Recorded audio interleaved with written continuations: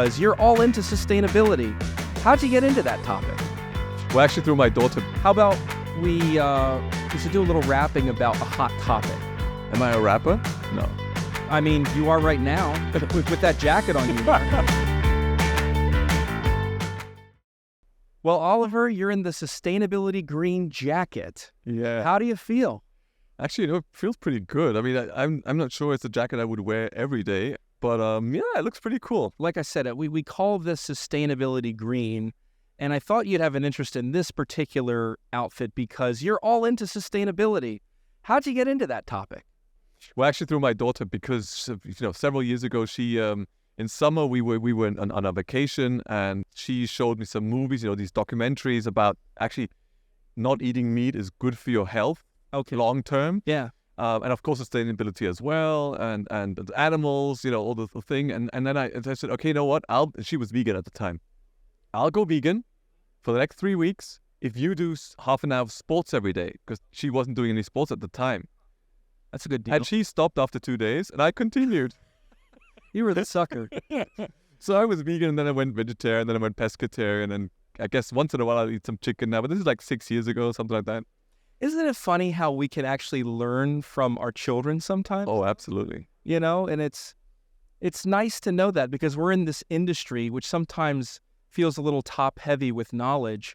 But if we just get out of that ego frame of mind, there's so much to learn around us. And I love that. And I love the fact that, we're also humble enough to acknowledge that. Now, Oliver, I feel like there's never been an ESCRS president like you. You've taught us to dance, a la the first ESCRS ball. We're going to have our lesson tonight. I'm very excited about that. You've also taught us white tie events and what that's all about. So we had to prepare special for that. And so I feel like you're kind of a social virtuoso as well. Where did you pick up all this? Well, I'm not so sure about social virtuoso. That sounds cool. No, actually, I always liked to dance. I mean, I actually never really learned dancing in the old days. So I didn't, the usual thing is you learn with 16, 17, you go to dance school. And actually, Elmai is the most prominent dance school. That will be the one on the ball. They'll also be doing the formation, the dance at the beginning. But I didn't do that at the time. But I always liked to dance, disco dance, right? Yeah. And so actually several years ago, that was in Vienna, actually, 2018, at the President's Dinner. That was in Liechtenstein, Palais. We actually then had a live band at the bottom, and the young ophthalmologists, we got them in. That was the first time. Yeah. And then we danced. And the funny thing was that the band was just medics, so ophthalmologists, and Thomas Pfleger, who was actually doing a very nice charity concert on Sunday night in Porgy and Bess, the jazz club here, for good cause. He said, well, we'll do this for you, but you have to do the first dance. And so actually my wife and I, we actually took a dance instructor, because it was from the movie Dirty Dancing. Oh, really? That one dance, Yeah. We didn't do the thing where she would jump onto me and I would hold her. We missed that one out. I mean, so in other words, I feel like you've done a great job concentrating on the holistic ophthalmologist, that there is the education element, but socializing and, learning to be social, that's an important aspect of our existence, don't you think? Well, absolutely. I mean, that's the bread and butter, no, isn't it? Of course. I think, to be honest, we saw that with COVID. We couldn't meet. We had virtual meetings, which were pretty boring at the end of the day, and I think we all got to know that. And then when we came back, it was clear that we really want to mingle, and we want to be together. We want to network. We want to have fun, and not only, as you said, be educated. And I think that's what it's about. The Congress should be everything. And I think, and also the interaction, we need much more interaction. That's why we're doing the arena this year. Right. So really, the audience can really interact, can vote by feed, as we call it. Just be a little more part of it, and not just have somebody on a podium and then people sitting down there and, sort of listening. We have that for some things. Okay, that's fine. Right. But we need new formats, and I think we need to do that much more, especially for the younger generation, because they have they need more. They want more. They want to be more involved than maybe we were in my times when I was younger. Well, I imagine if ESCRS had existed 100 years ago, that somebody of your stature walking down the Congress aisle, people would be like trembling and and Dr. Findl, it's great to see you, but it's not like that anymore. I feel like, leadership is as engaged as anybody else, but that's also important for our times because as we started off the segment, it's important to learn from all different aspects of our ophthalmic group. What do you think about that? Well, absolutely. And actually, we're thinking of new formats just about that. Actually, this on Sunday night, we're doing that. We have the welcome reception in the reception area, and we're going to have beer. What do they call them? The beer boxes, the plastic ones. Oh, yeah. Beer bottles in. We're going to turn them around, and we're going to have 10 of them, and we're going to ask committee members, council members to stand on the boxes and be approachable for questions of any kind. And that's not only is hopefully not about astigmatism or anything, but it's really about, why did you do this? Why are you doing this in general? What are your hobbies? What do you, what, right. Tell us a joke. Right. That was a really bad joke, whatever it is.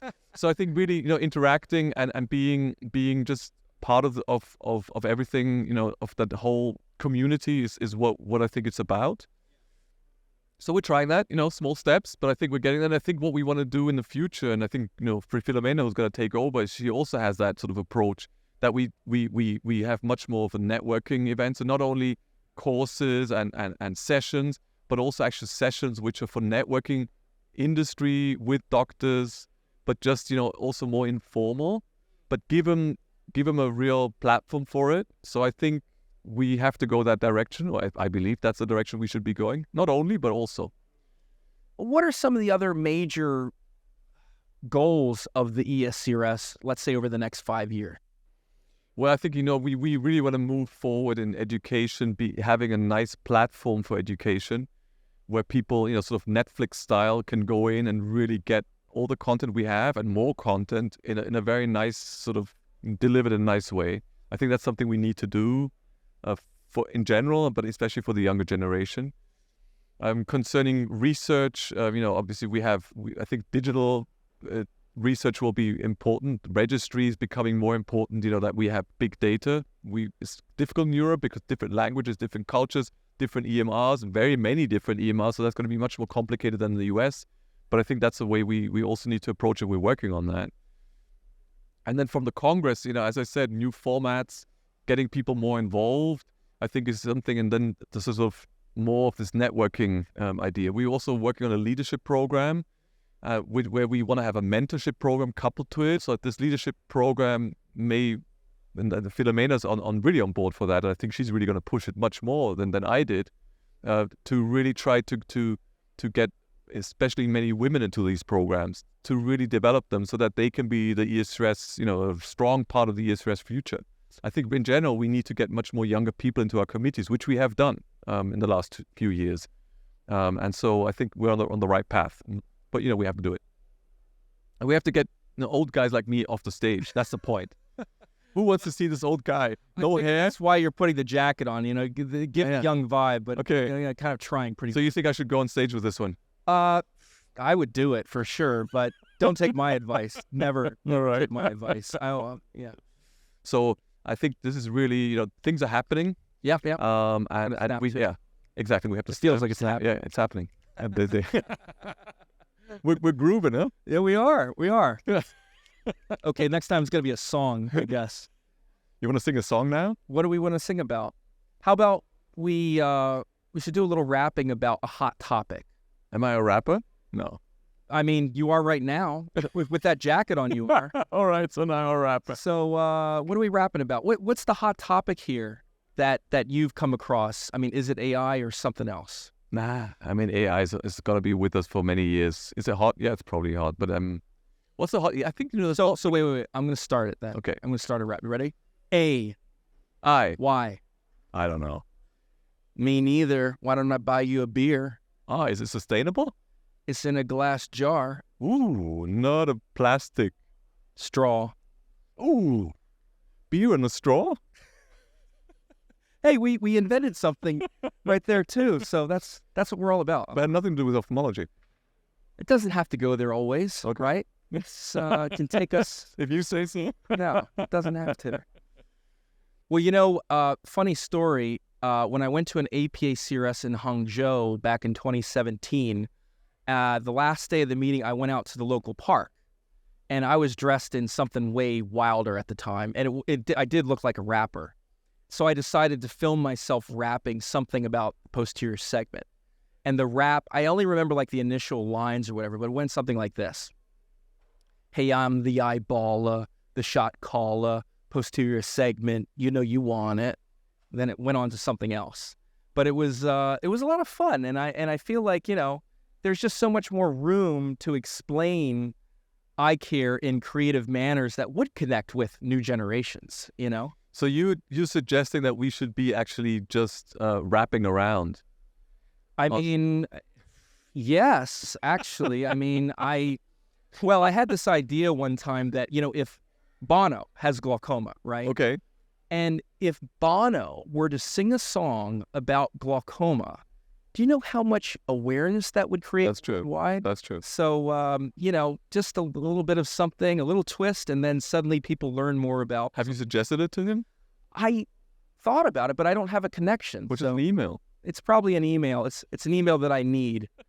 Yeah. Well, I mean, the thing that is for sure, though, is that ophthalmologists are treating people like celebrities worldwide. And so, you know, the ability to make these connections certainly is there. And it's only up to us to maybe provide some creative instruction. And then suddenly we set our world, you know, we did start the fire, so to speak, you know. Anyway, it's been real, man. This has been a lot of fun. And I hope it's the first of many conversations moving forward. Pleasure. Yeah. Especially with this jacket.